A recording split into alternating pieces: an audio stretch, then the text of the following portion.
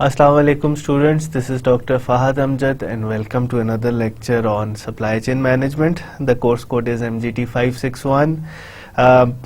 Before starting today's lecture, let me first give you a summary of what we have done so far, or what we have covered in the last lecture, or what we have covered so far in this chapter. The chapter which we are currently following is chapter 11 of the book. It is on cycle inventory. So we will see what we have done so far and what we will do. Summary में देखते हैं. सबसे पहले हमने देखा कि जी managing economies of scale in supply chain, और हमने मोर स्पेसिफिकली साइकिल इन्वेंट्री के बारे में पढ़ा कि इस तरीके से हम इकोनॉमीज ऑफ स्केल को मैनेज कर सकते हैं सप्लाई चेन के अंदर, और साइकिल इन्वेंट्री क्या होती है, role of cycle inventory in the supply chain, क्या उस साइकिल इन्वेंट्री का क्या मकसद होता है, estimating cycle inventory related cost in practices, ये भी हम देख चुके हैं कि जी जो साइकिल इन्वेंट्री से रिलेटेड कॉस्ट होती हैं वो कौन कौन सी होती हैं. अब आगे हमने डिफरेंट सब कैटेगरीज पढ़ी. Economies of scales to exploit fixed cost, lot sizing for single product, lot sizing and ordering cost, production lot sizing, aggregate multiple products in single lot, lot sizing with multiple products or customer, multiple products ordered and delivered independently, lot ordered and delivered jointly, product ordered and delivered jointly, aggregation with capacity constraint, lot ordered and delivered jointly for a selected subset, ordered and delivered jointly, frequency varies by order, economies of scale to exploit. अब यहाँ तक जो basic चीज़ें हैं ये हमने different, ये हम आज लेक्चर इधर से स्टार्ट करेंगे, मगर हमने डिफरेंट चीज़ें देखी कि जी जब लॉट साइजिंग, अगर आपके पास सिंगल प्रोडक्ट हो तो लॉट साइजिंग का डिसीजन हम किस तरह से लेते हैं, लॉट कितना होना चाहिए, इकोनॉमिक लॉट साइज कितना होना चाहिए, किस तरीके से हमने उसकी डेरिवेशन की वो मैंने आपको बता दी. हमने पहले देख ली कि जी साइकिल इन्वेंट्री होती क्या है, साइकिल इन्वेंट्री के अंदर कॉस्ट्स क्या होती हैं, और उन कॉस्ट्स को फिर हमने मिनिमाइज करने की कोशिश की ताकि हम एक लॉट साइज, एक स्टैंडर्ड लॉट साइज निकाल सकें जो हमारे लिए इकोनॉमिक हो. Lot sizing and ordering cost कि जी हमने ये भी देखा कि जब हम ऑर्डर करते हैं तो कौन कौन सी कॉस्ट आती हैं, और लॉट साइज़ फिर किस तरीके से वेरी किया जा सकता है. अगर ऑर्डरिंग कॉस्ट वेरी होती है तो लॉट साइज़ किस तरह से वेरी होता है, उसका साइज़ कम ज़्यादा होता है. प्रोडक्शन लॉट साइजिंग क्या होती है ये भी हमने देखी है कि अगर आपके पास प्रोडक्शन हो रही हो कंटिन्यूस, अभी तक पहले तो इस पूरे चैप्टर के अंदर हम यही कंसिडर कर रहे हैं ना कि जी एक ही दफ़ा आपके पास पूरे का पूरा लॉट आ जाता है. कभी कभी ऐसी सिचुएशन भी होती है कि आपकी प्रोडक्शन से थोड़ा थोड़ा आपके पास आ रहा होता है, एक साथ नहीं आ रहा होता. तो उस केस के अंदर भी हमने सेट ऑफ इक्वेशंस देखी हैं कि किस तरीके से हम लॉट साइज निकाल सकते हैं. Aggregating multiple products in single order, ये वाली भी सिचुएशन हमने देखी है कि जी जब आप 3 से 4 चीज़ें एक ऑर्डर के अंदर मंगवा सकते हो. Lot sizing with multiple products और कस्टमर, ये वाली सिचुएशन भी हमने देख ली है कि जब उस केस के अंदर लॉट साइजिंग का डिसीजन किस तरह से लेना है जब आपके पास मल्टीपल प्रोडक्ट्स हो या मल्टीपल कस्टमर्स हों. Multiple products ordered and delivered independently from one and other, ये वाली भी हमने सिचुएशन देखी है जिसके अंदर हमने लॉट साइजिंग का डिसीजन लेना है, और उसके अंदर हमारे पास मल्टीपल प्रोडक्ट्स हैं, वो हमने ऑर्डर भी किए हैं और वो हमने डिलीवर भी करानी है, और वो उनकी डिलीवरी और ऑर्डर जो है वो इंडिपेंडेंटली हो रहा है. अगर आपको याद हो पिछले लेक्चर्स के अंदर आप देखें, बुक को देखें, तो ये सारे के सारे टॉपिक इंडिपेंडेंटली कवर हो चुके हैं. एक ये डिटेल के अंदर हम एक एक चीज़ को कवर कर चुके हैं. Lot ordered and delivered jointly, अगर एक पहला केस तो था इसके अंदर इंडिपेंडेंटली फ्रॉम वन अनदर था, इसके अंदर हमने जॉइंटली एक साथ मंगवाया है. Aggregation with capacity constraint, product ordered and delivered jointly, lot ordered and delivered jointly for a selected subset. ये एक प्रॉब्लम जो हमने बिल्कुल आखिर में पढ़ी थी कि जी आप हर ऑर्डर में चीज़ नहीं मंगवाते, मगर हर ऑर्डर के अंदर कोई subset of the entire order मंगवाते हो. मैंने आपको एग्जांपल दी थी कि 3 चीज़ें आप मंगवाते हो, हर ऑर्डर में वो 3 चीज़ें, फिर डिफरेंट सिचुएशंस बताई थी कि जी हर ऑर्डर में आप वो 3 चीज़ें मंगवाओ, हर ऑर्डर में ना मंगवाओ, सबसेट इन 2 मंगवा लो, इनकी बाकी तीसरी ना मंगवाओ, depending on the demand of the product.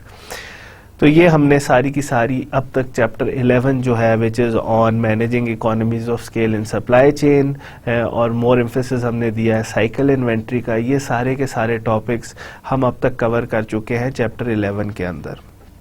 आज हमने देखना है कि economies of scale to exploit quantity discount. Quantity discounts क्या होते हैं, किस तरीके से अगर आपके पास क्वांटिटी डिस्काउंट्स आ रहे हैं तो उसके अंदर आप इकोनॉमीज ऑफ स्केल को किस तरह से मैनेज कर सकते हो, किस तरीके से आप सस्ते में काम कर सकते हो। मैनेजिंग इकोनॉमीज ऑफ स्केल क्या है कि जो आपके पास सिचुएशन है उसमें सबसे सस्ता काम कैसे हो सकता है, that is managing the economies of scale. तो हर इंडिविजुअल स्टेज की अपनी एक इकोनॉमीज ऑफ स्केल होती हैं।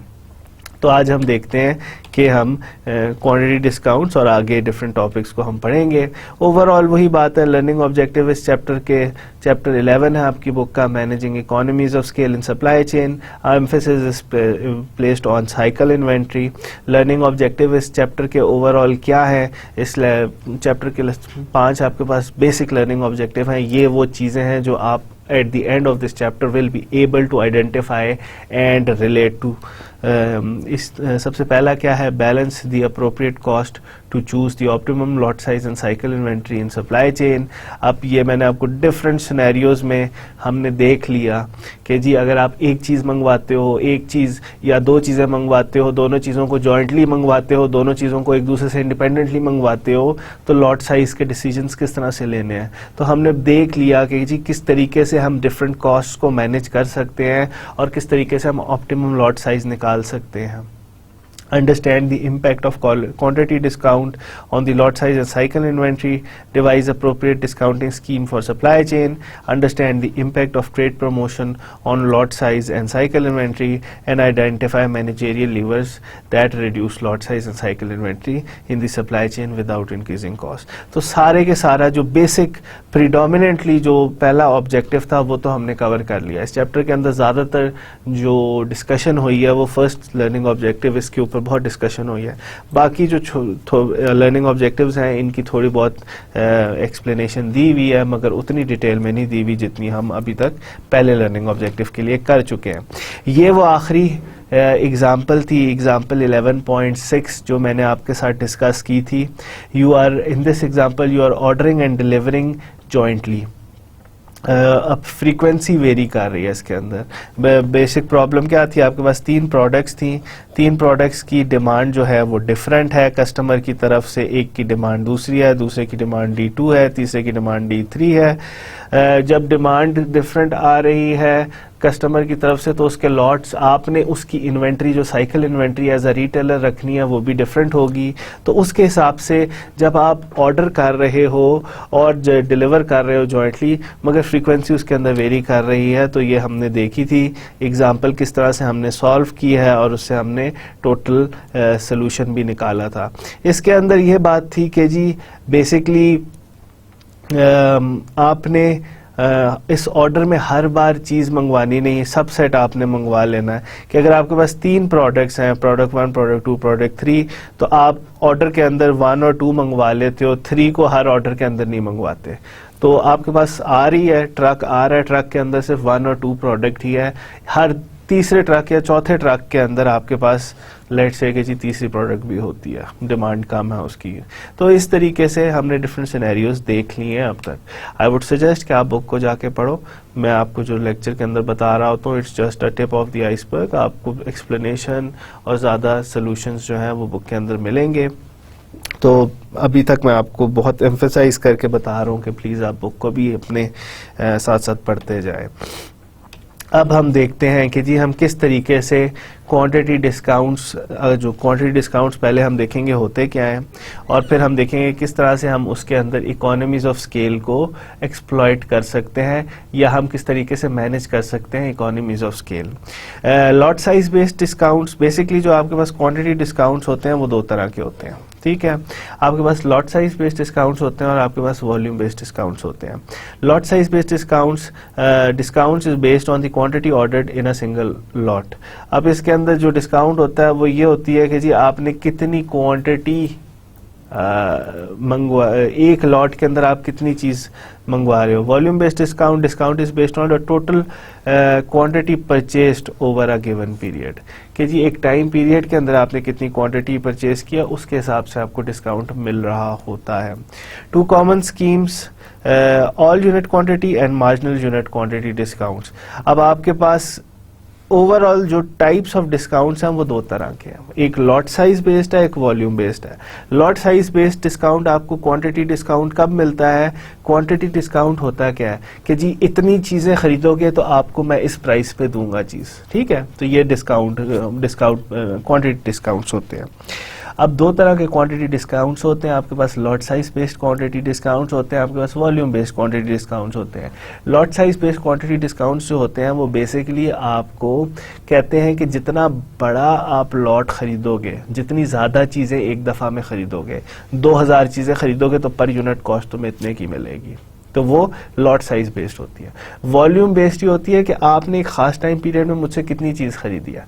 आपने इस सीजन के अंदर मुझसे 2000 चीजें खरीदी हैं, 3000 चीजें खरीदी, पहली 2000 चीजों का कॉस्ट इतनी होगी, 2000 से ज्यादा मांगोगे तो इतनी दूंगा, 3000 से ज्यादा मांगोगे तो इतनी दूंगा। तो ये वॉल्यूम, एक टाइम पीरियड के अंदर आपने कितना वॉल्यूम खरीदा है तो उसके हिसाब से आपको क्वांटिटी डिस्काउंट मिल रहा होता है।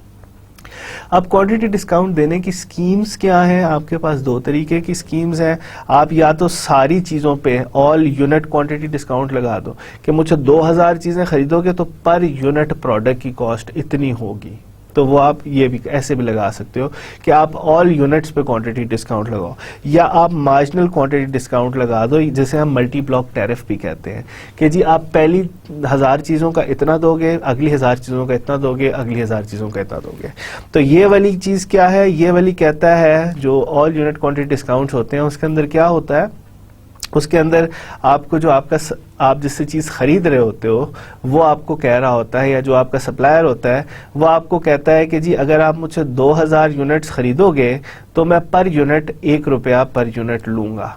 अगर आप मुझसे 3000 चीजें यूनिट्स खरीदोगे तो क्योंकि अब आप मुझसे चीज ज्यादा ले रहे हो तो मैं आपको 0.8 रुपीज पर यूनिट में दे दूंगा हर चीज। तो देखें इसके अंदर ऑल यूनिट्स, पर यूनिट या ऑल यूनिट्स में आपको डिस्काउंट मिल रहा है।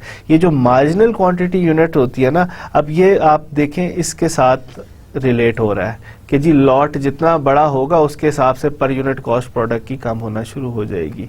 अब दूसरी जो स्कीम है वो वॉल्यूम बेस्ड है टाइम पीरियड में, कि लेट्स से कि जी एक सीजन है, उसमें उसने कहा है कि जो पहली 1000 चीजें आप मुझसे खरीदोगे तो वो मैं 1 रुपए में दूंगा, फिर 1000 से 2000 के दरमियान में जितनी भी चीजें खरीदोगे वो आपको मैं 0.8 में दूंगा, और 2000 से आगे 3000 में खरीदोगे तो वो मैं आपको 0.7 में दूंगा। तो इसमें क्या कि पहली 1000 चीजें आप खरीदोगे तो आपको 1 रुपए की मिलेगी, अगली 1000 आपको फिर सस्ती मिलेंगी। तो इनको कहते हैं मार्जिनल यूनिट क्वांटिटी डिस्काउंट्स और मल्टी ब्लॉक टैरिफ्स। तो discount quantity discounts, in order to investigate the impact of such quantity discounts on the supply chain, the following questions should be investigated or answered. What is the optimum purchase decision for a buyer seeking to maximize profit? How does this decision affects the supply chain in terms of lot sizes, cycle inventory and flow time? अब देखें, हमने देखनी है कि जी quantity discounts होते क्या है। Quantity discounts मैंने आपको बता दिए दो तरह के होते हैं। किन स्कीम्स के थ्रू उन क्वांटिटी डिस्काउंट्स को हम अप्लाई कर सकते हैं, वो दो स्कीम्स हैं, या तो आप ऑल यूनिट्स पे क्वांटिटी डिस्काउंट लगा दो, या आप मार्जिनल टैरिफ्स लगा दो, या मल्टी ब्लॉक टैरिफ लगा दो, या मार्जिनल यूनिट क्वांटिटी पे लगा दो। अब ये दो स्कीम्स हैं या ये वो तरीके हैं जिससे आप क्वांटिटी डिस्काउंट लगा सकते हो। अब क्वांटिटी डिस्काउंट्स आपके पास आ रहा है तो किस तरीके से हम इसका इम्पैक्ट मेजर कर सकते हैं।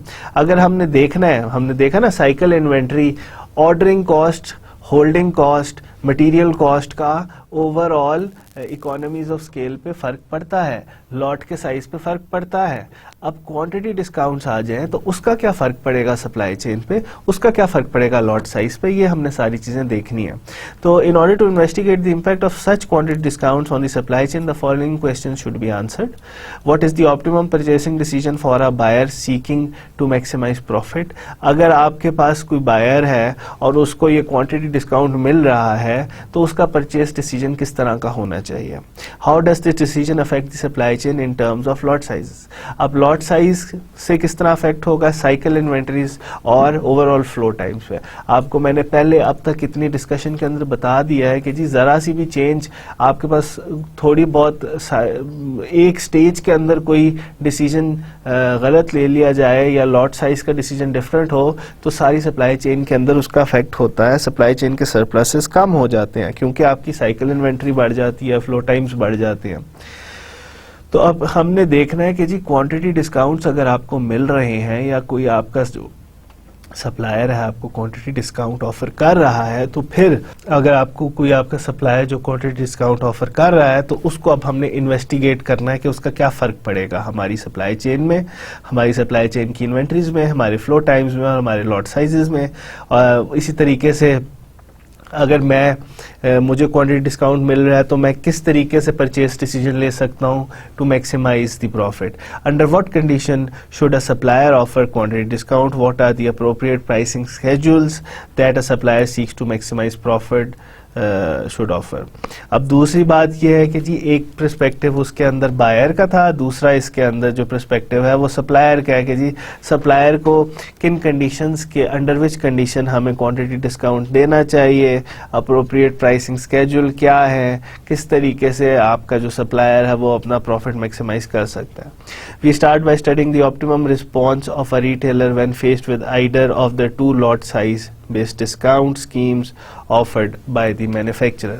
अब हम देखते हैं, अपनी स्टडी का स्टार्ट करते हैं कि जी ऑप्टिमम रिस्पॉन्स क्या होगा, रिटेलर का ऑप्टिमम रिस्पॉन्स क्या होना चाहिए जब उसको lot size based discount schemes दी जाती हैं। ठीक है, लॉट साइज बेस्ड डिस्काउंट्स क्या थे, उसके अंदर आपको क्वांटिटी ऑर्डर या सिंगल लॉट में जितनी आपको दी जाती है वो लॉट बेस्ड होती है। अब देखें कोई भी आपके पास जो लॉट बेस्ड जो स्कीम्स हैं आपके पास, all unit quantity discounts, pricing schedule has a specific quantity break point Q1, Q2, Q3, Q0 is 0. If a order is placed that is at least as large as Qi but smaller than this, then each unit has an average cost of this. Unit cost generally decreases as the quantity increases. तो सबसे ज़्यादा unit cost कम quantity की होगी, उससे कम unit cost जो होगी वो ज़्यादा जितना ज़्यादा आप क्वांटिटी में चीज़ को ख़रीदते जाओगे उतनी यूनिट कॉस्ट उसकी कम होनी। यूनिट कॉस्ट हर चीज़ की जो यूनिट है पर यूनिट उसकी कॉस्ट कम होनी चाहिए। अब जो ऑल यूनिट क्वांटिटी डिस्काउंट्स होता है उसके अंदर एक प्राइसिंग स्केड्यूल होता है, उसके अंदर स्पेसिफिक क्वांटिटी ब्रेक्स होते हैं कि जी इतनी क्वांटिटी का ख़रीदोगे तो इतनी कॉस्ट का मिलेगा, इतनी क्वांटिटी का ख़रीदोगे तो इतनी कॉस्ट का मिलेगा, इतनी क्वांटिटी का ख़रीदोगे तो इतनी कॉस्ट का मिलेगा, इतनी क्वांटिटी का ख़रीदोगे तो पर यूनिट कॉस्ट इतनी मिलेगी।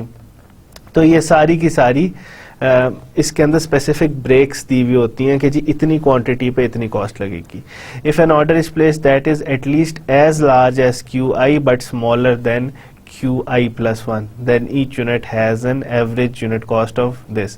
अब मैं एक ऑर्डर प्लेस करता हूँ, लेट्स से कि जी ये Q1 1000 है और Q2 2000 है। ठीक है, अब मैं 1500 चीज़ें ऑर्डर कर देता हूँ। ठीक है, तो क्या है, if an order is place that is at least as large as QI, let's say कि वो Q1 जितना तो बड़ा है बट स्मॉलर देन दिस, तो वो 1500 में है, then the unit cost will be this, तो उसकी यूनिट कॉस्ट इतनी ही होगी, उसकी यूनिट कॉस्ट इतनी होगी। आप 1500 चीज़ें लो या आप 1000 चीज़ें लो, आपकी यूनिट कॉस्ट उतनी ही होगी जो 1000 चीज़ों की थी। जब तक आप इतनी या इससे ज़्यादा नहीं लेते तब तक आपको यूनिट कॉस्ट आपकी कम नहीं होगी। तो ये बेसिक इसके अंदर बात की हुई है। अब ये सिंपल सा फॉर ग्राफ है। अब इस ग्राफ के अंदर इसी तरह का एक और ग्राफ आपको आगे भी दिखाऊंगा। जो इम्पोर्टेंट चीज़ है ना वो ये है, average cost per unit purchased. उसके अंदर ये वाली जो वेरिएबल है ना ये चेंज हुआ होगा। तो ये अभी पहला वेरिएबल हम देख रहे हैं ऑल यूनिट कॉस्ट, बेसिकली हम देख रहे हैं ऑल यूनिट क्वांटिटी डिस्काउंट्स में। तो आपके पास डिफरेंट क्वांटिटी ब्रेक्स आई हुई हैं और एवरेज कॉस्ट पर यूनिट कितनी है। अगर आप इतनी से इतनी चीज़ खरीदोगे तो इसके दरमियान में आपको एवरेज कॉस्ट इतनी पड़ेगी। इससे ज़्यादा और इससे कम, इस इतनी से इतनी खरीदोगे तो इतनी पड़ेगी एवरेज कॉस्ट, इसी तरीके से एवरेज कॉस्ट इस तरह। तो जितनी ज़्यादा आपकी क्वांटिटी परचेज करना शुरू करोगे तो उतनी कम एवरेज कॉस्ट आपकी कम होना शुरू हो जाएगी। The objective is to decide on a lot size that will minimize the sum of material ordering and holding costs. The solution procedure evaluates the optimum lot size for each price and picks the lot size that maximizes the overall cost.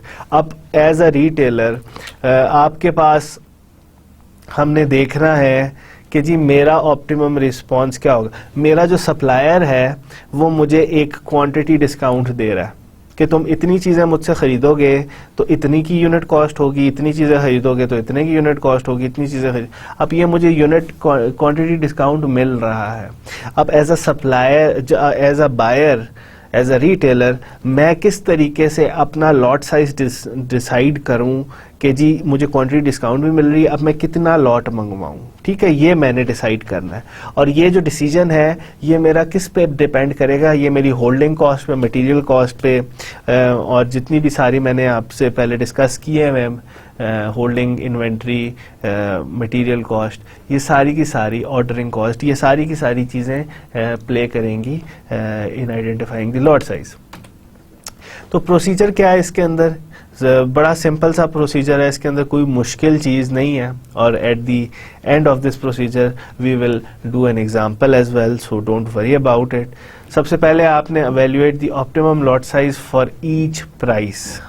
ठीक है, आपने जो भी cost दी हुई है ना, let's say कि जी इतनी क्वांटिटी खरीदोगे, इतनी क्वांटिटी खरीदोगे, इतनी क्वांटिटी खरीदोगे, तो उसके हिसाब से जितनी कॉस्ट आ रही है ना, हर कॉस्ट के लिए आपने निकालना है, हर CI के लिए, C0, 1, 2, 3, 4, जितनी भी आपको क्वांटिटी डिस्काउंट उसने दिए हैं आपके सप्लायर ने, उसके हिसाब से आपने एक lot size, optimum lot size निकालना है।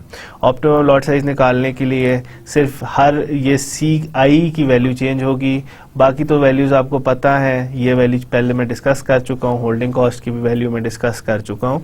तो ये आपके पास एक ऑप्टिमम लॉट साइज आ जाएगा हर कॉस्ट पे। ये स्टेप 1 है। स्टेप 2 क्या हो जाता है? We next select the order quantity for each this. अब हमने देखना है कि जी हर आपके पास लॉट तो निकल रहा है, ठीक है।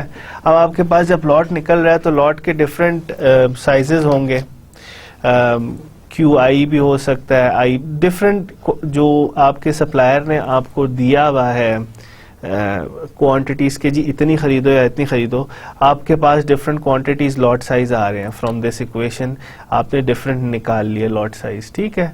अब आपने देखना है कि यार मैं क्या करूं। अब आपके पास कभी क्वांटिटी ऐसी भी होगी जो दो वैल्यूज़ के दरमियान में होगी, कभी ऐसी भी होगी जो एक वैल्यू से कम होगी, कभी ऐसी भी होगी जो अगली लिमिट से ज़्यादा होगी। तो फिर इस केस के अंदर हमने क्या करना है? देखें, लेट्स से कि आपको उसने कहा है कि जी Q1 जो है दैट इज़ 1000 चीज़ें खरीदो, Q2 जो है वो 2000 पे है, ठीक है। आपका ऑप्टिमम लॉट साइज निकलता है लेट्स से 1500। तो अब ये क्या है? 1500 इससे छोटा है और इससे बड़ा है, तो वो इस जगह पे होगा। कभी कभी ये भी हो सकता है कि वो इस वाली वैल्यू से कम हो, 500 निकल आता, तो ये आपका जो Q है, QI, वो 500 निकल आता, तो वो इससे भी छोटा है। कभी कभी ये भी होगा कि वो 2100 निकल आए, तो उसमें क्या होगा, जो Q है वो बड़ा है 2000 से या उसके इक्वल हो, ठीक है। अब डिफरेंट केसेस आपके पास आएंगे। Case 3 can be ignore at it is considered for QI+1। For case 1 if Q is this then select is equal to this। जो ऑप्टिमम लॉट साइज होगा वो आपके पास उतना होगा। ये हम देखते हैं कि जी अगर केस 1 आ जाएगा तो फिर हमने क्या करना है, केस 2 आ जाएगा तो फिर क्या करना है, if Q is less than then the discount is not possible। अब अगर आपको चीज़ें ही 500 चाहिए तो आप डिस्काउंट, क्वांटिटी डिस्काउंट अवेल नहीं कर सकते। To quantify for discount at C1। अब अगर आपने डिस्काउंट अवेल करना है तो you have to order her 1000 units, ठीक है। तो डिफरेंट केसेस हैं, केस 1 होगा तो फिर क्या करना है, केस 2 होगा तो फिर क्या करना है, केस 3 होगा तो क्या करना होगा, ये हम देखते हैं। ये आपकी बुक के अंदर भी इसकी ज़्यादा एक्सप्लेनेशन है, मगर ये हम देखते हैं, एक एग्जाम्पल सॉल्व करके देखेंगे तो हमें ज़्यादा अच्छी तरीके से समझ आ जाएगा। फिर तीसरा स्टेप आपने क्या है, calculate the total annual cost of the ordering, cost of ordering इतने units, this includes ordering, holding and material cost. अब आपने optimum lot size, different lot size निकाल लिए डिफरेंट कॉस्ट पे।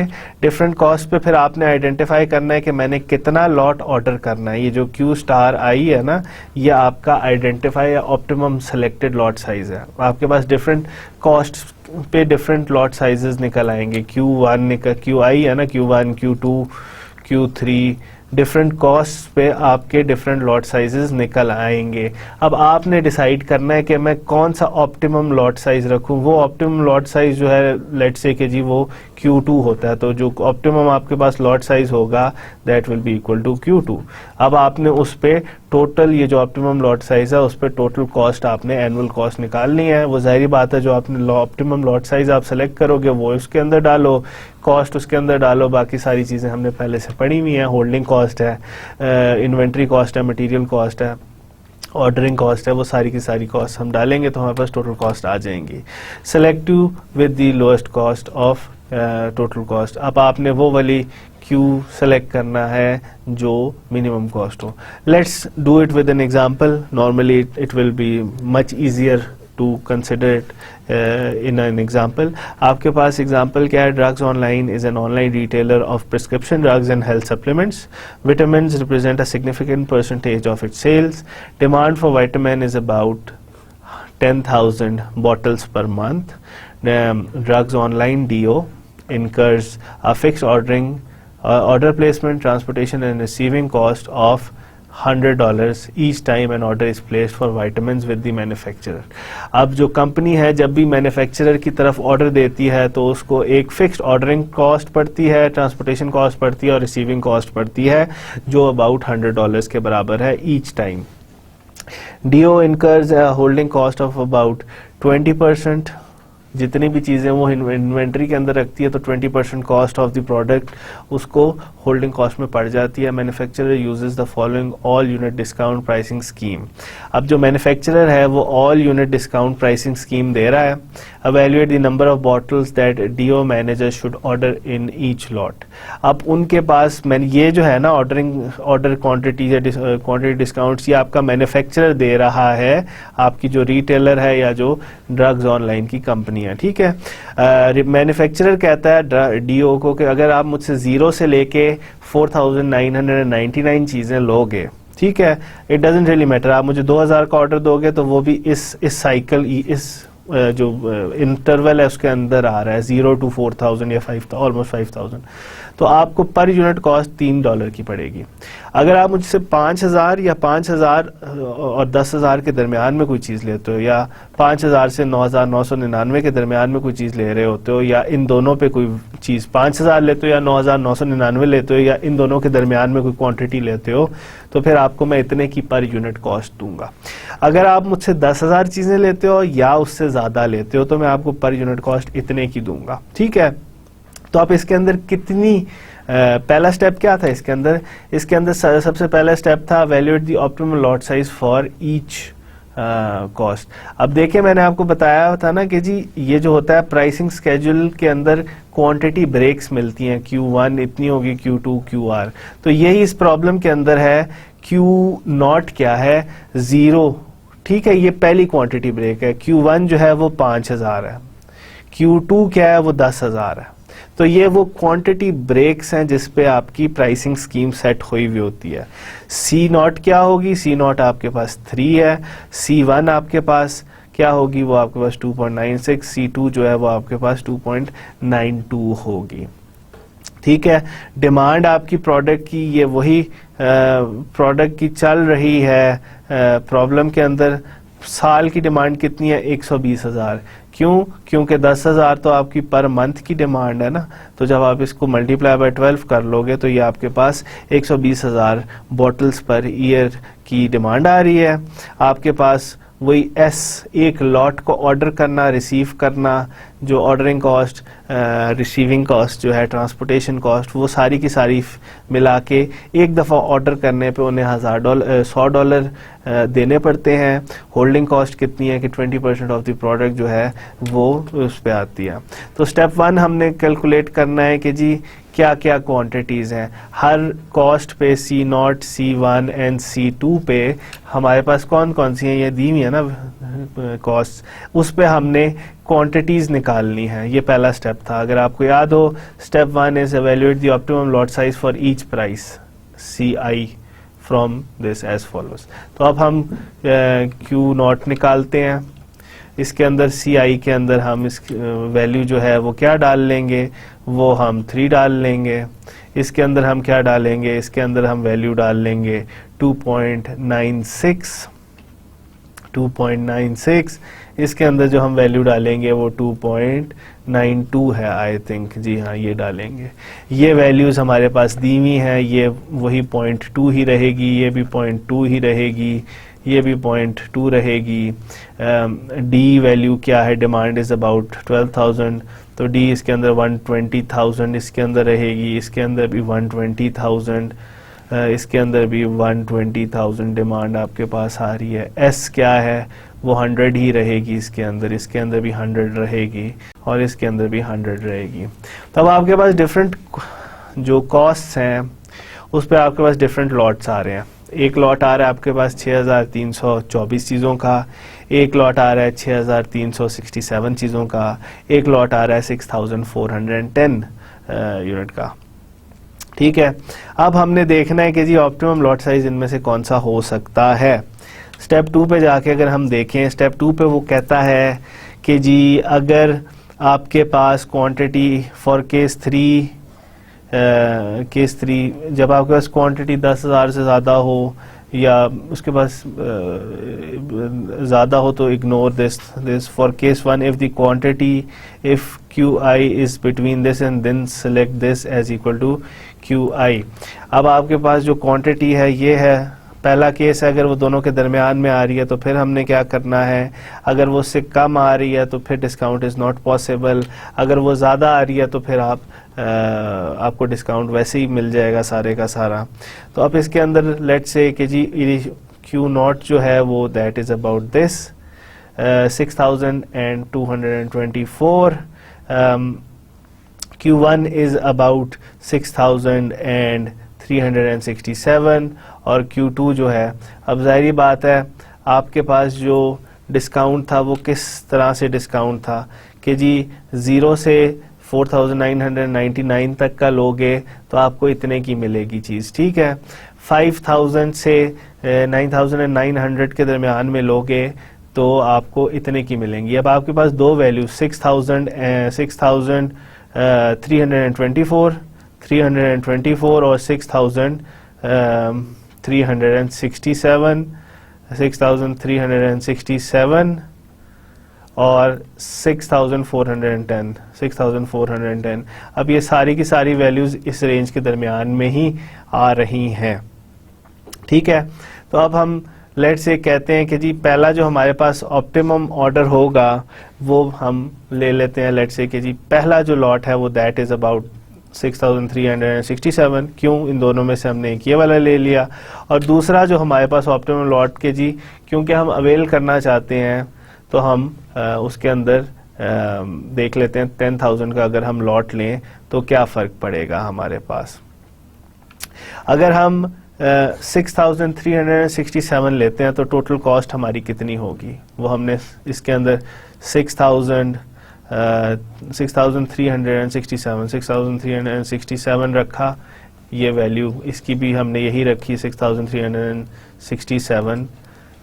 ये वैल्यूज जब हमने रखी 6,367 Q कॉस्ट की वैल्यू हमारे पास इसके अंदर C1 क्या है, C1, तो ये वैल्यू जब हम देखेंगे तो हम टोटल कॉस्ट निकाल सकते हैं कि जी हमारे पास टोटल कॉस्ट कितनी आएगी।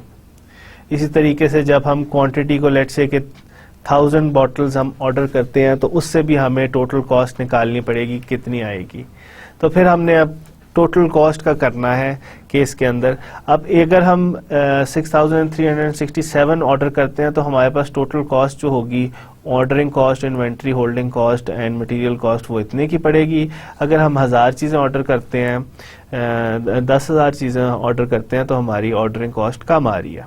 तो अब इस केस के अंदर हमने डिसाइड करना है कि जी कौन सा वाला लें। क्यों? क्योंकि हमारे पास क्वांटिटी डिस्काउंट आ रहा है। क्वांटिटी डिस्काउंट के अंदर अगर आप ज़्यादा चीज़ें लेते हो तो आपकी टोटल कॉस्ट कम पड़ती है। तो ज़ाहिरी बात है एज अ रिटेलर या एज अ कस्टमर जिसने चीज़ ख़रीदनी है तो वो कम कॉस्ट पे ही जाएगा, क्योंकि प्रोडक्ट की जो डिमांड है वो ज़्यादा है। तो ज़रूरी नहीं है उसको कि जी हर 120,000 तो प्रोडक्ट 12,000 इज़ ऑलमोस्ट 120,000 तो पर ईयर प्रोडक्ट की डिमांड है ना, तो वो 10-10 हज़ार का लॉट मंगवाएगा जिसके अंदर उसकी जो टोटल कॉस्ट होगी वो कम होगी एज़ कम्पेयर टू 6,000 के लॉट से।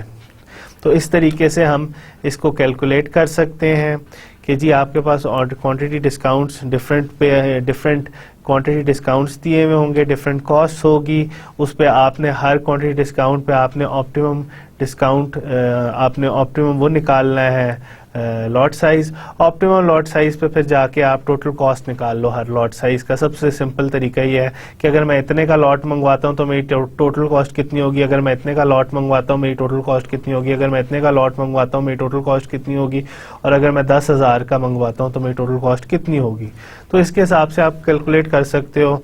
या अगर आपने ज़्यादा देखना है तो ये वाली लॉजिक लगाई जा सकती है उसके अंदर कि जी for case 1 if the quantity is between the, तो ऑप्टिमम लॉट जो होगा वो उसके बराबर होगा लोअर वैल्यू के। If the optimum lot size is less than quantity then discount is not possible.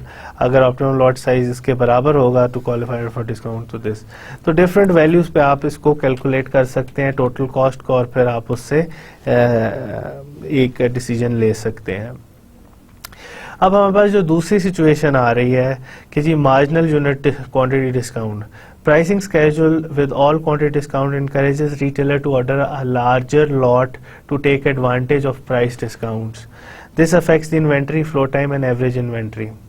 तो ओवरऑल फिर जो आपके पास क्वांटिटी डिस्काउंट्स होते हैं उनका फ़ायदा क्या होता है। तो उस फ़ायदे को देखने से पहले हम एक और चीज़ देखते हैं कि जी मल्टी ब्लॉक डिस्काउंट क्या होता है, मल्टी ब्लॉक टैरिफ क्या होता है, या मार्जिनल यूनिट क्वांटिटी डिस्काउंट क्या होता है। इसको हम मल्टी ब्लॉक टैरिफ भी कहते हैं। तो मैंने आपसे दो तरह के उसकी डिस्काउंट स्कीम्स की बात की थी, एक ऑल यूनिट क्वांटिटी डिस्काउंट थी। अब हम देखते हैं कि जी मार्जिनल यूनिट क्वांटिटी डिस्काउंट क्या होता है, जिसको हम मल्टी ब्लॉक टैरिफ भी कहते हैं। The marginal cost of a unit that decreases at a break point. इसका मतलब ये हुआ कि जी आप इस लेट्स से कि जी Q1 इज़ 1000, हमारे पास Q1 is 1000, Q2 is 2000 and Q3 is 3000। तो अब हमारे पास 1000 या Q0 is about 500, इसको हम कर देते हैं। तो 500 और 1000 के दरमियान में जितनी चीज़ें होंगी उनकी एक कॉस्ट होगी, 1000 और 2000 के दरमियान में जितनी चीज़ें आप ख़रीदोगे उनकी दूसरी कॉस्ट होगी, इसी तरीके से चलती जाएगी। तो इसकी आप अब यही रिप्रेजेंटेशन मैंने आपको कहा था ना, मैं आपको एक डायग्राम इसी तरह की दिखाऊंगा। इसमें क्या फ़र्क है और उसमें क्या फ़र्क था कि इसके अंदर marginal cost per unit purchased, इतनी से इतनी चीज़ लोगे तो मार्जिनल कॉस्ट उसकी उतनी होगी कि जी अब आप ज़्यादा लोगे तो आपकी जो कॉस्ट है वो कम हो जाएगी। ठीक है, उसके अंदर ओवरऑल एवरेज ये थी कि जी जितनी ज़्यादा आप चीज़ें लेते जाओगे उतनी कम पर यूनिट कॉस्ट आपके पास होना शुरू हो जाएगी। अब जाहिर बात है मार्जिनल कॉस्ट के अंदर ओवरऑल अगर कॉस्ट ऑफ ऑर्डरिंग किस तरह से निकालनी है तो कॉस्ट ऑफ ऑर्डरिंग आप बड़ी इजीली निकाल सकते हो। कितनी आपने क्वांटिटी मंगवाई है, उसकी कॉस्ट कितनी होगी और कितनी क्वांटिटी है उसकी कॉस्ट कितनी होगी, इस तरह से आप एडअप कर सकते हो। Material cost of each order किस तरह से निकाला जा सकता है, वो इस तरह से निकाला जा सकता है। एनुअल ऑर्डरिंग कॉस्ट क्या होगा, वो इस तरह से निकाला जाएगा। एनुअल होल्डिंग कॉस्ट उसके अंदर क्या होगी, वो इस फॉर्मूले से निकाला जाएगा। एनुअल मटेरियल कॉस्ट किस तरह से निकाली जा सकती है, टोटल एनुअल कॉस्ट किस तरह से निकाली जा सकती है। टोटल एनुअल कॉस्ट के अंदर material cost, holding cost and ordering cost जब तीनों को एडअप किया जाता है तो वो आ जाती हैं। आप देखें ना, इसके अंदर ये वाला रिलेशनशिप यहाँ से आ रहा है, ये वाला रिलेशनशिप जो आ रहा है वो यहाँ से आ रहा है, ये वाला जो रिलेशनशिप है वो इसके अंदर से आ रहा है। तो ओवरऑल जब आपके पास टोटल एनुअल कॉस्ट होती है तो इस तरीके से हम कैलकुलेट कर सकते हैं। अब इस केस के अंदर हमारे पास ऑप्टिमम साइज, जब आपके पास एक marginal this is the total cost, total annual cost, आपके पास एक मार्जिनल क्वांटिटी डिस्काउंट है या आपके पास मल्टी ब्लॉक टैरिफ डिस्काउंट मिल रहा है आपको, तो अब हम क्या करेंगे, हम सीधा सीधा DC जो टोटल कॉस्ट है उसका हम D पर लॉट के हिसाब से डिफरेंशिएशन करेंगे कि जी उसका फर्स्ट डिफरेंशियल लेंगे और उसमें से देखेंगे उसका स्लोप हमने निकालना है ना, तो कॉस्ट किस तरीके से चेंज हो रही है लॉट साइज के बढ़ने या कम होने से। लॉट साइज क्या है, इसके अंदर Q की वैल्यू है, तो हम इसके अंदर जब DC बाय DQ करेंगे या DC बाय D लॉट कर देंगे लॉट साइज के हिसाब से, डिफरेंशियल लेंगे और उसको इक्वल टू 0 करेंगे तो हमारे पास एक ऑप्टिमम लॉट साइज आ जाएगा। ऑप्टिमम लॉट साइज जो है उसका रिलेशनशिप ये होगा जिसके अंदर हमारे पास पता होना चाहिए आपका ऑर्डरिंग कॉस्ट कितनी है, आपके पास V की वैल्यू क्या है, V is the cost of ordering, तो हमारे पास V की वैल्यू कॉस्ट ऑफ ऑर्डरिंग क्या होनी है, आपके पास कितनी कॉस्ट होनी है, क्वांटिटी डिस्काउंट कितना है, होल्डिंग कॉस्ट क्या है, पर यूनिट कॉस्ट, ये सारी की सारी चीज़ें आपने इसके अंदर से निकालनी है। तो लेट्स सी के हम अभी इसकी एग्जांपल देखते हैं मार्जिनल यूनिट क्वांटिटी डिस्काउंट के अंदर। इसका पहला स्टेप होगा you have to evaluate the optimum lot size for each price. अब आपके पास CI क्या है, डिफरेंट प्राइसेस हैं, इतनी क्वांटिटी लोगे, इससे इसके दरमियान में लोगे तो ये प्राइस होगी, इससे इसके दरमियान में तो ये वो C1 C0 C1 C2 C3 जो आपके पास कॉस्ट आपको लगेंगी। Select the order quantity this for each, इसके अंदर आपने देखना है अगर वो इसके अंदर इन दोनों के दरमियान में होगी तो आपने जो ऑप्टिमम लॉट साइज होगा वो QI के बराबर लेना है।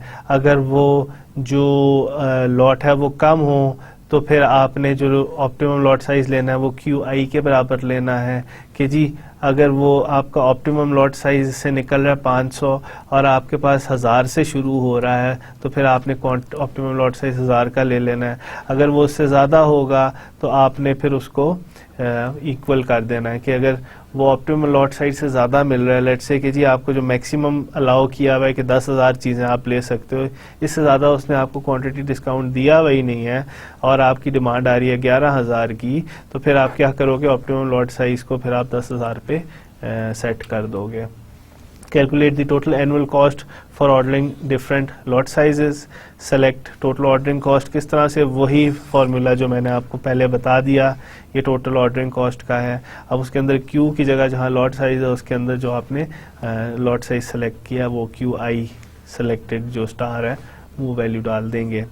Select the order size with the lowest total cost, आपने वो वाला ऑर्डर सेलेक्ट करना है जिसकी लोएस्ट ऑर्डरिंग कॉस्ट हो। अब ये वही प्रॉब्लम है जो हमने अभी पहले डिस्कस की थी। It is discussed as 11.8 example है आपकी बुक के अंदर, ये 11.7 का ही डाटा है आपके पास। इसके अंदर मार्जिनल मिल रहा है कि जी एक 0 से लेके 4,999 तक की मेरे से चीज़ें लोगे तो आपको इतने की यूनिट प्राइस मिलेगी। 5,000 to 9,000 लोगे 9,900 तो इतने की मिलेगी, इससे लोगे तो इतने की मिलेगी। अब इसको हमने सॉल्व करना है। Q0 0, Q1 is 5,000, Q2 is 10,000, C0 C1 C2, आपके पास जो डिमांड आ रही है, आपकी ऑर्डरिंग कॉस्ट कितनी है, लॉट साइज कॉस्ट आपके पास ये क्या है, V0 क्या बता रही है, V0 आपको बता रही है कि जी आप पहली चीज़ें अगर ख़रीदते हो, 0 चीज़ ख़रीदते हो, तो आपको कितना पड़ेगा? ज़ाहिर बात है 5000 से कम की हैं, 0 to 5, तो $3 पर यूनिट पड़ रहा है। तो आप अगर V0 ख़रीदोगे तो आपकी वैल्यू क्या होगी? Value of ordering, cost of ordering. अगर आप V2 ख़रीदते हो कि लेट से कि जी पहली 5000 चीज़ें आपको इतने की मिलेंगी, प्लस फिर उसके दरमियान में 5000 से 10,000 के दरमियान में चीज़ें कितने की मिलेंगी, तो वो V2 आपके पास उतने की आएंगी। अब आपने V0 एंड V2 पे अपनी डिफरेंट V1 V2 V0 पे आपके पास 0 है, V1 पे आपके पास इतनी आ रही है और V2 पे आपके पास इतनी आ रही है। तो आपने डिफरेंट क्वांटिटीज़ देख ली हैं, लॉट साइज़ की कितने निकलेंगी। आपने उसके अंदर V0 डाला, कॉस्ट Q0 C0, इसी तरह C0, ये वैल्यूज डाल के आपने एक लॉट निकाल लिया ऑप्टिमम।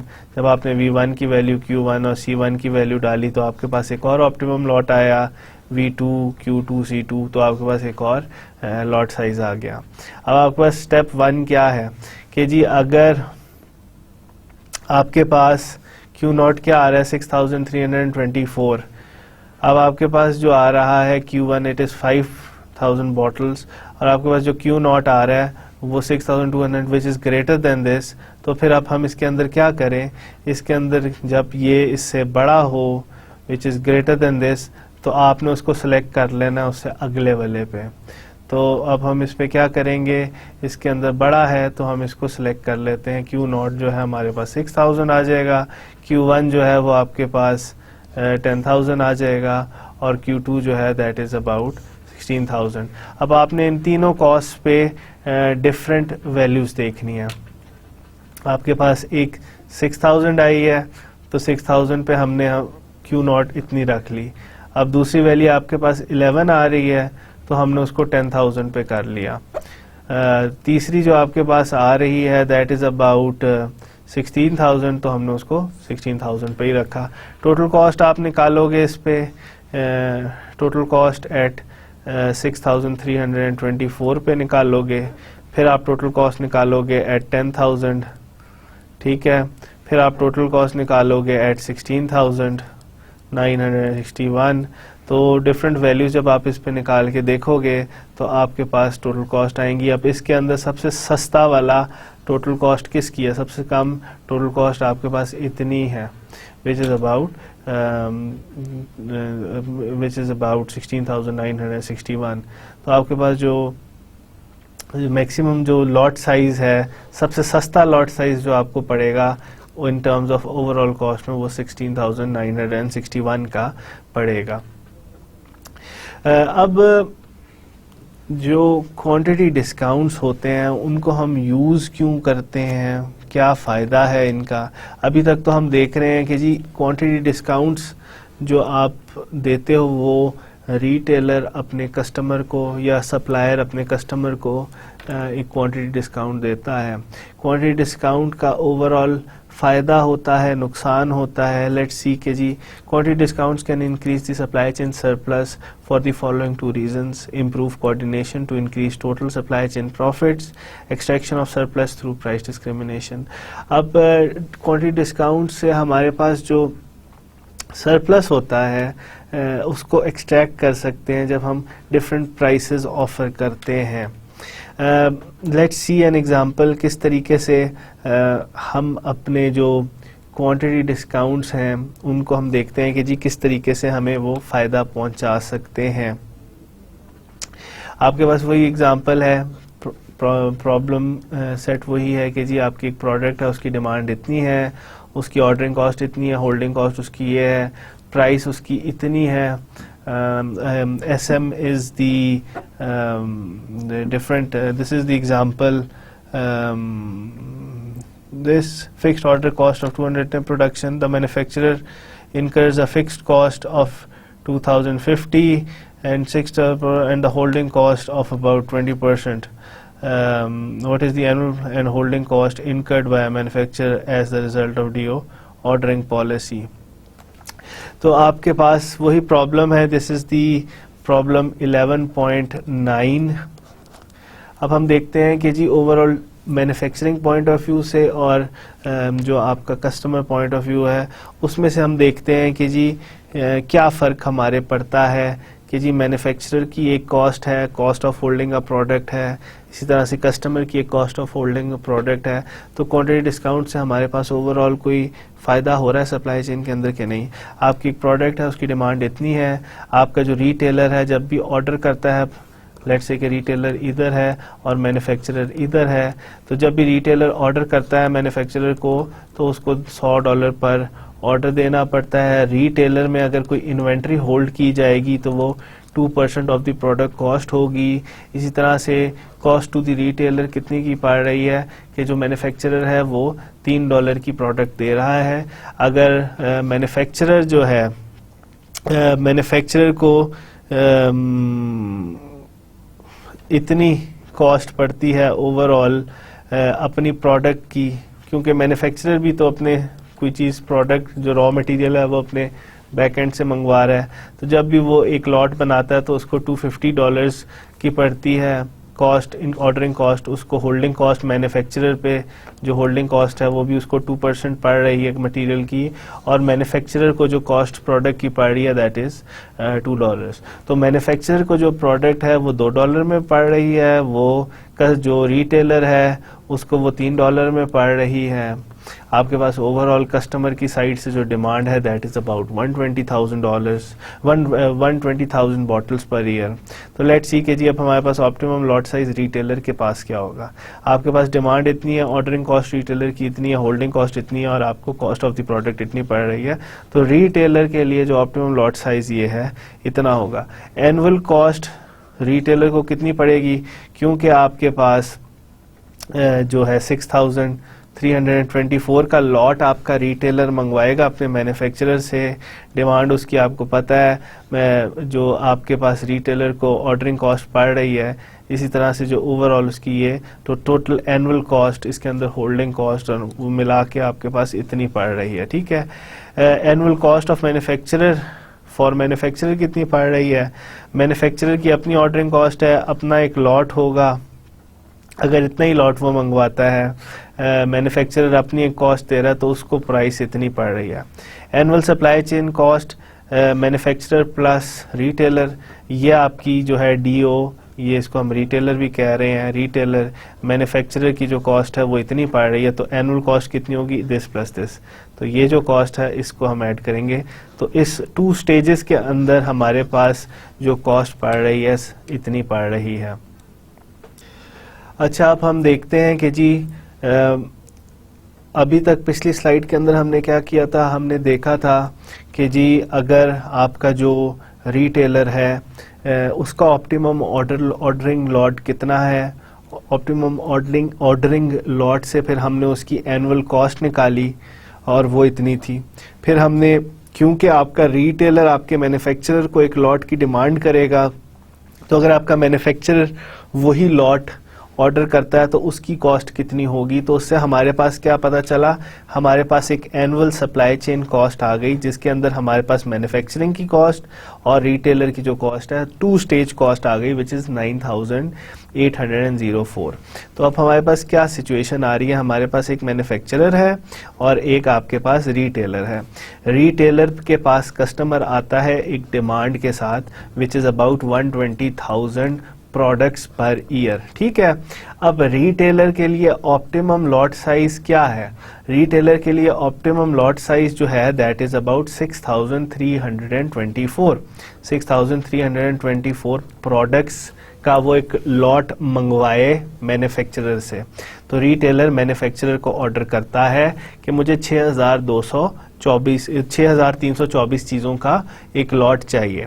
अब ये लोकल ऑप्टिमम है, this is the local optimum for the retailer, ये सारी सप्लाई चेन के लिए ऑप्टिमम नहीं है। तो फिर हमने देखा कि लेट्स से कि जी वही लॉट साइज जब मैन्युफैक्चरर 6,324 का वो रिटेलर जब मैन्युफैक्चरर जब बनाता है वो चीज़ें, तो उसकी कॉस्ट कितनी पड़ती है, और उसकी कॉस्ट हमने देखी कि जब वो वही जो lot which is demanded by the retailer उतना वो बनाता है तो उसकी ये कॉस्ट पड़ रही है, और टोटल जो कॉस्ट है दैट इज़ अबाउट 9,800। 04। तो टोटल कॉस्ट इस सप्लाई चेन की इस स्टेज के अंदर जहां आपके पास एक दूसरे के साथ कोऑर्डिनेशन नहीं हो रही, जहां कोलैबोरेशन करके वो एक लॉट साइज डिसाइड नहीं कर रहे, तो उनकी टोटल कॉस्ट इतनी है। तो लेट्स से कि जी अब हम चाहते हैं कि जी ओवर इन दोनों स्टेजेस का एक ऑप्टिमम लॉट साइज निकालें, दोनों स्टेजेस को मिला के एक ऑप्टिमम लॉट साइज निकालें। तो उसको निकालने के लिए सबसे पहले हमें सारी कॉस्ट को डालना पड़ेगा कि जी आपके पास रिटेलर पे कितनी कॉस्ट है और मैन्युफैक्चरर पे कितनी कॉस्ट है। ठीक है, ये वही कॉस्ट है होल्डिंग कॉस्ट जो हमने इधर से देखी है, holding cost at the retailer, holding cost at the manufacturer. ठीक है, तो हमने ये सारी, अभी इसके अंदर हमने कोई लॉट साइज हमने डिस्कस नहीं किया, हमने सिर्फ एक क्यू डाल दिया कि जी किसी भी लॉट साइज, कोई भी लॉट साइज का लॉट साइज हमारे लिए इम्पोर्टेंट है या ऑप्टिमम है इस सिचुएशन के अंदर। अब हमने इसका ऑप्टिमम लॉट साइज हम किस तरह से निकालेंगे कि जी हम इस इक्वेशन को DC, ये टोटल कॉस्ट है ना, it is the total cost, तो हम इसका DC बाय DQ करेंगे, DQ which is the lot size, और उसको डेरिवेटिव लेके इक्वल टू 0 करेंगे। तो जब हम ये काम करेंगे तो हमारे पास एक ऑप्टिमम लॉट साइज आ जाएगा, और वो ऑप्टिमम लॉट साइज हमारे पास इस इक्वेशन से निकल आएगा। इसके अंदर हमें पता होना चाहिए कि प्रोडक्ट की डिमांड कितनी है। ठीक है, आपका रिटेलर पे कितना ऑर्डरिंग कॉस्ट है, मैन्युफैक्चरर पे आपके पास कितना ऑर्डरिंग कॉस्ट है, आपके पास होल्डिंग कॉस्ट क्या है रिटेलर पे, होल्डिंग कॉस्ट मैन्युफैक्चरर पे क्या है, आपका जो रिटेलर है उसको क्या कॉस्ट पड़ रही है उस प्रोडक्ट की, और जो आपका मैन्युफैक्चरर है उसको उस प्रोडक्ट की क्या कॉस्ट पड़ रही है। हमारे एग्जांपल में मैन्युफैक्चरर को $2 का पड़ रहा था और जो रिटेलर था उसको $3 का पड़ रहा था।